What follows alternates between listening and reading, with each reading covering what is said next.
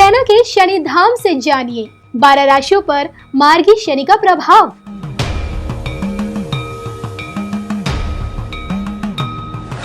ऐंती पर्वत पर बसी शनि की दुनिया से जानिए किस पर मेहरबान रहेंगे मार्गी शनि।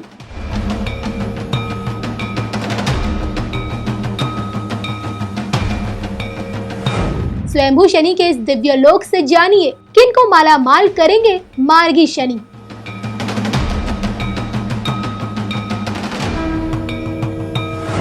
शनि के तांत्रिक स्वरूप से जानिए मार्गी शनि के 86 दिन किन पर भारी।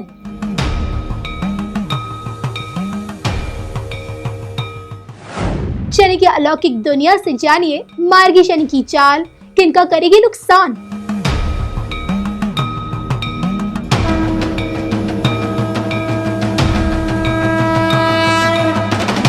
अब की बार मार्गी शनि क्या कुछ देंगे।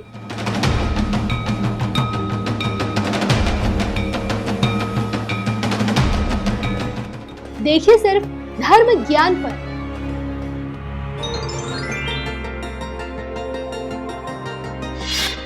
नमस्कार, मुरैना के शनि धाम से मैं कविता राणा, मेरे साथ आचार्य राकेश चतुर्वेदी जी आप सभी दर्शकों का स्वागत करते हैं। नमस्कार।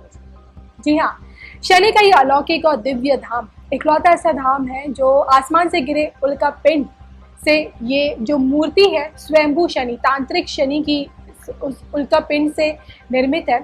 और यही वजह है, यूँ तो देखिए इस मंदिर का इतिहास, इसकी पौराणिक कथा की अपनी एक महत्व है, लेकिन यहाँ का जो शनि का जो धाम है ये इतना दिव्य है कि यहाँ से कोई भी भक्त खाली हाथ नहीं लौटता। और यही वजह है कि इस बार जो शनि मार्गी हो रहे हैं आपके 23 अक्टूबर से और तकरीबन 17 जनवरी तक रहेंगे मकर राशि में, और अपनी मार्गी चाल में तुला राशि वाले जातकों को यानी कि आप लोगों को क्या खुश देंगे आज हम जानेंगे शनि के इस दरबार से।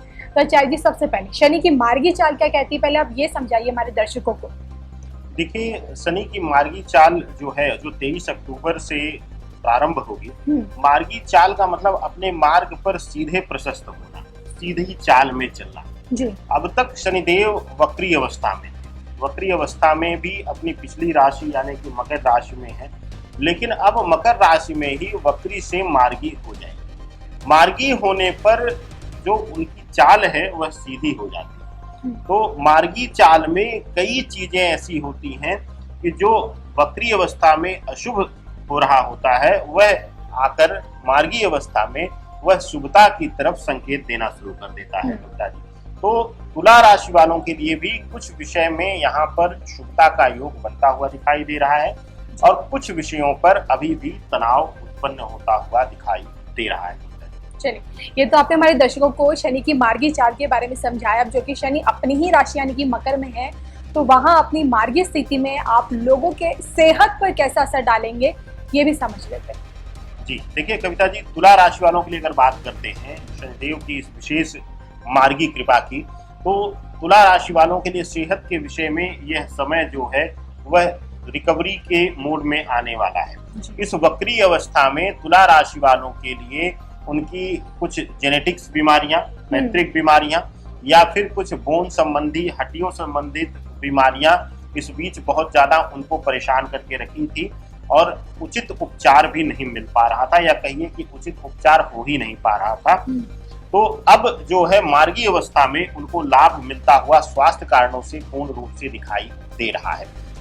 तुला राशि के जातकों के लिए अभी जो मूल रूप से जो बचने की जरूरत है कविता जी सेहत के लिहाज से, वह है कि अगर कहीं भी आप आकस्मिक यात्रा इत्यादि करते हैं तो थोड़ा सा अभी वाहन संबंधी चीजों से थोड़ा सा दूरी बना के रखें, जिससे कि दुर्घटना की संभावनाएं जो इस मार्गी अवस्था में बन रही हैं उनसे बचा जा सके।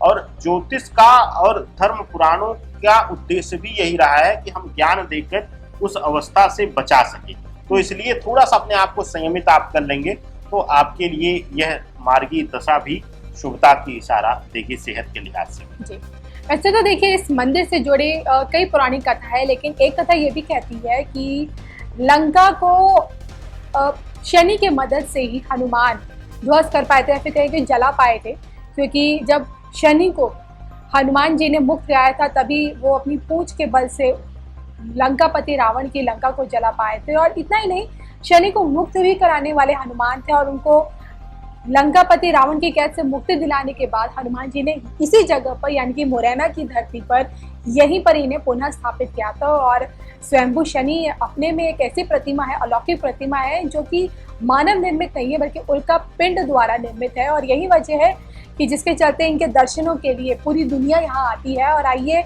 यही सब जानते हैं कि भाई अब आगे आपके रिश्तों पर शनि की मार्गी चाल कैसा असर डालेगी, बताइए।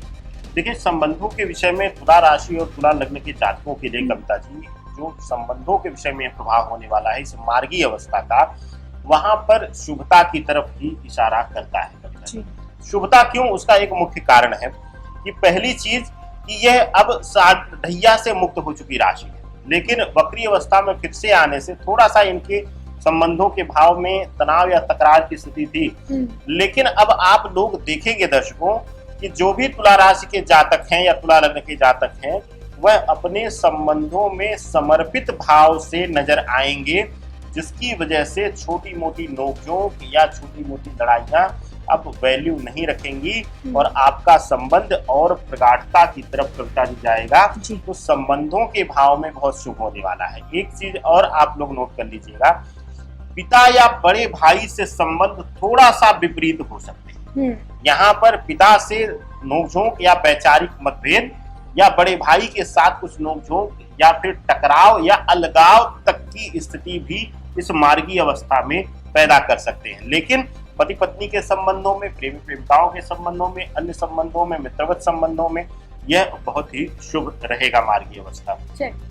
ये तो आपने इनकी सेहत, इनके रिश्तों के बारे में बताया। मैं आपसे जानना चाहूंगी कि इनका काम कारोबार इस 17 जनवरी तक कैसा रहेगा?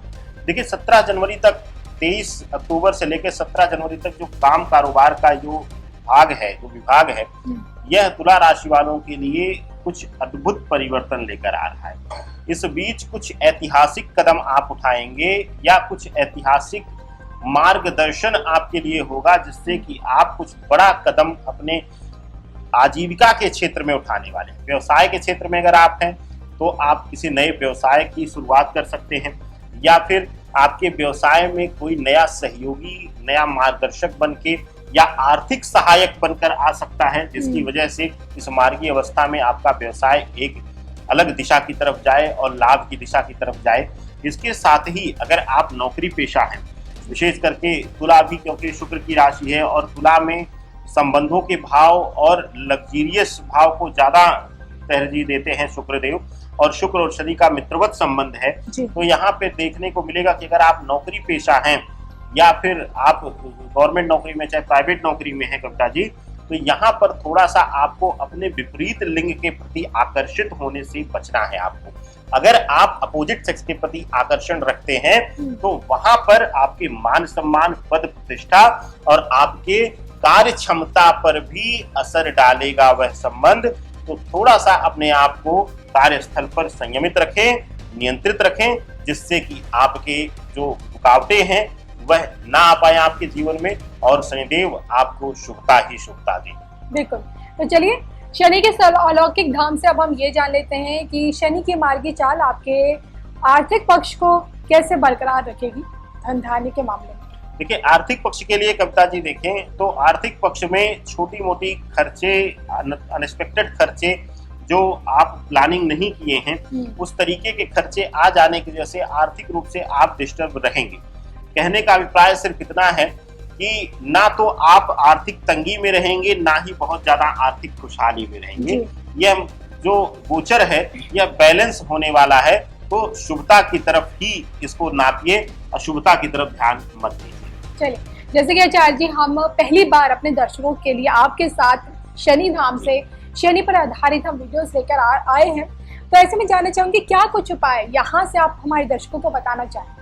बहुत अद्भुत उपाय है कविता जी, और इसमें 2 तरीके से प्रयोग मैं बता रहा हूँ। बहुत अद्भुत प्रयोग है ये।